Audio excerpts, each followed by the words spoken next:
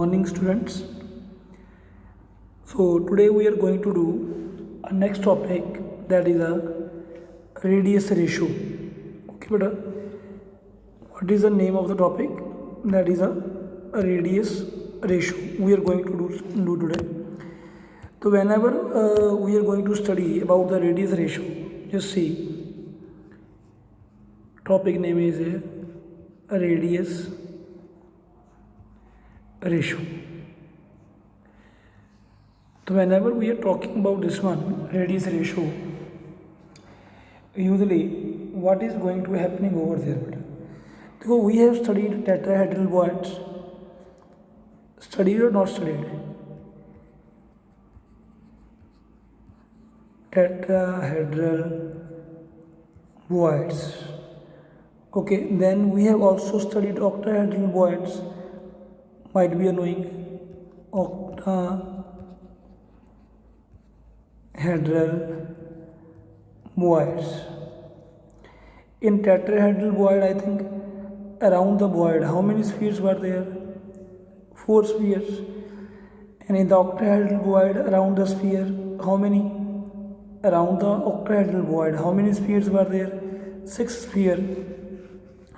So usually what we are saying, that coordination number for tetrahedral void is 4 and coordination number for the octahedral void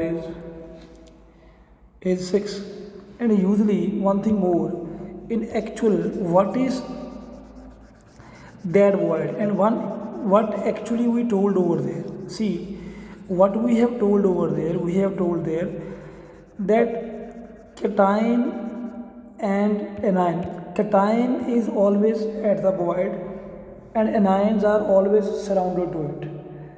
Yes or no? Like this way only we told. See, I'll give you one example there. See, this is what? Let it be, this is the void. Okay, around this void, let it be 1, 2, 3, 4, 5, 6 spheres are there. Now you see, size of the void is small and sphere size is large. So it means, what does that mean? It means void is usually cation. Cations are forming the voids. Okay, what is it? Cations are usually forming the voids and anions are usually spheres. Anions are usually the spheres. So what we can do over there, or what we can say, therefore we will do the relation between the size of the void and the spheres, and that relation can be explained by the topic that is called radius ratio. That you call it a radius ratio. And how you writing it, radius ratio? We usually writing it radius of cation upon radius of anion. Clear? Or you can also write in this form, radius ratio is equal to R positive oblique R negative. Oh, is that clear?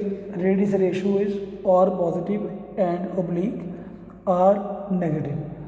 This is a radius ratio. This is what? This is a radius ratio. And one thing more is here, student. After that, what we can write over there?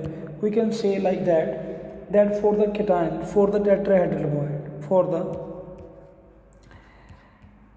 tetrahedral void, means when the cation are occupying the tetrahedral voids, then R positive is usually equal to 0.225 R negative. Might be you remember, but we have find out the radius of the void also. ये R positive क्या है? cation, and R negative is an anion. I told you R positive cation is always forming the void, and what we can do now, R positive oblique R negative will be equal to 0.225. Is that clear? Same way, similar way students, what we can do it for the octahedral void. What we can do it for the octahedral void, means when the cations are occupying the octahedral void, then you see please all of you, the values of octahedral radius is large than the tetrahedral. Usually what we are writing there, 0.414 R negative. Okay, then R positive oblique R negative will be equal to, yes, it's equal to 0.414. Is that clear? So this is about the radius ratio of the octahedral void. I hope you all are getting my point. Okay student, now you see, on the basis of this radius ratio we can discuss one table. This is the table of the radius ratio that I am going to explain with you people.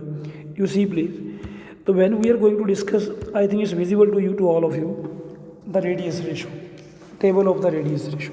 You see please, first of all, what I have given to you, I have given there 0.155 to 0.225. You can see over there, and here possible coordination number is 3.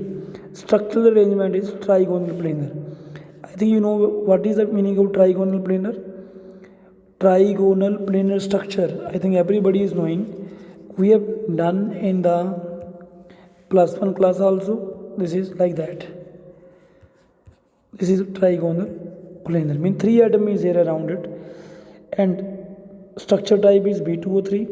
Example is also a B2O3. Next one is here that radius ratio is between 0.225 to 0.414.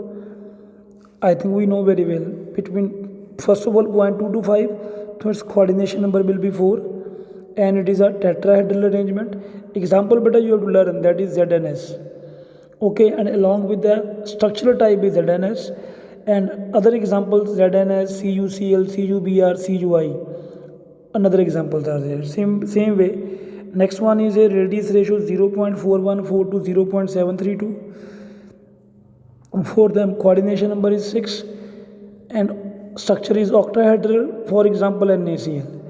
NaCl is also called rock salt. Another examples are there, NaCl, MgO, NaBr, like this way. Same way, last one is here 0.732 to 1.0. Maximum coordination number is 8. This is called cubic. What structural arrangement is there? Cubic. Example is here cesium chloride. What is it? Cesium chloride. And what the another examples are there? Cesium chloride, cesium bromide, then thallium bromide, ammonium bromide. Clear?